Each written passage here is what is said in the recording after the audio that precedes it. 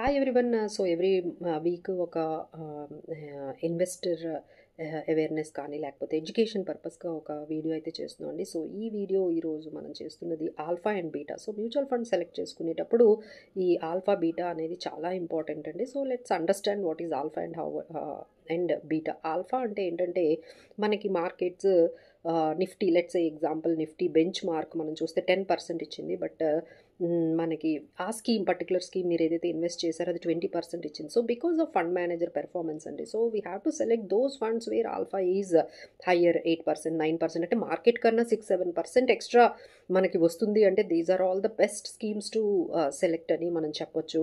అలానే beta. Beta అంటే రిస్క్కి సంబంధించిందండి.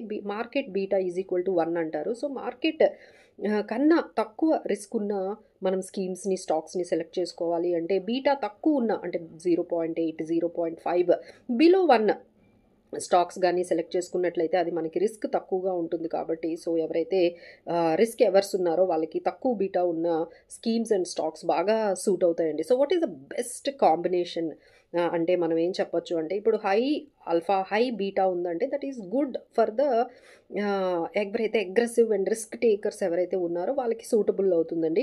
బట్ ఏదైతే ఆల్ఫా తక్కువ ఉంది అంటే రిటర్న్స్ తక్కువ వస్తున్నాయి బట్ రిస్క్ ఎక్కువ ఉంది, so that is a red flag. You have to avoid those stocks and those schemes wear alpha is lower and beta is higher. So what is the best combination is beta is lower and alpha is higher.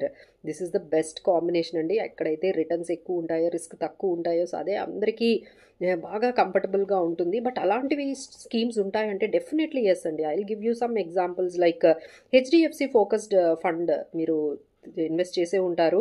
అందులో beta 0.76 అంటే 1 కన్నా తక్కువ ఉంది and alpha 10% అంటే market returns కన్నా 10% ఎక్కువ ఇచ్చిందండి. అలానే HDFC mid flexi cap ఉంది, అది కూడా బీటా 0.83 అంటే 1 కన్నా తక్కువ బట్ రిటర్న్స్ ఏమో మార్కెట్ కన్నా 9% ఎక్కువ ఇచ్చింది. అలానే మనకి పరాగ్ బారెక్ ఫ్లెక్సీ క్యాప్ కూడా మనకి beta 0.75 less than 1 and returns అయితే 6% ఇచ్చిందండి. సో ఇలాంటి మంచి ఇన్ఫర్మేషన్ మీరు తెలుసుకోవాలనుకుంటే ఈ వీడియోస్ని అయితే ఫాలో అవ్వండి, షేర్ చేయండి and please do subscribe. And for any doubts on selecting of the mutual fund selection విషయంలో కానీ లేకపోతే పోర్ట్ఫోలియో రివ్యూ కోసం కానీ మీరు డెఫినెట్లీ మమ్మల్ని అప్రోచ్ అవ్వచ్చు. So that we can tell you మీరు హోల్డ్ చేస్తున్న స్కీమ్స్ అవి కరెక్ట్గా ఉన్నాయా లేదా, డైవర్సిఫికేషన్ బాగా జరుగుతుందంటే చాలామంది మేము గమనిస్తున్నాం ఏంటంటే చాలా ఈటీఎఫ్స్లో పెట్టేస్తూ ఉన్నారండి. అంటే వాళ్ళ ఉద్దేశం ఏంటంటే ఈటీఎఫ్స్లో రిస్క్ తక్కువ ఉంటుంది, మార్కెట్తో పాటు వెళ్తాయి కాబట్టి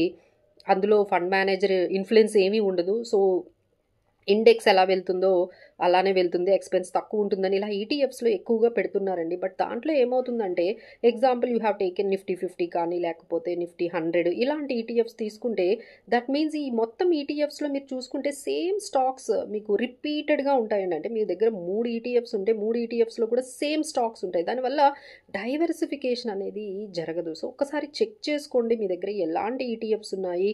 సో అన్నెసరీగా మనం సేమ్ స్టాక్స్నే హోల్డ్ చేస్తున్నామా అన్ని స్కీమ్స్లోని. సో మ్యూచువల్ ఫండ్స్లో పెట్టేదే డైవర్సిఫికేషన్ కోసం, లైక్ మిడ్ క్యాప్ స్టాక్స్ ఉండాలి, లార్జ్ క్యాప్ స్టాక్స్ ఉండాలి అండ్ స్మాల్ క్యాప్ స్టాక్స్ ఉండాలి. సో డిఫరెంట్ సెక్టార్స్ నుంచి ఉండాలి. సో సేమ్ స్టాక్స్ రిపీట్ అవ్వడం వల్ల మీకు ఏంటంటే డైవర్సిఫికేషన్ అనేది గ్రోత్ అనేది అంతగా కనిపించదండి.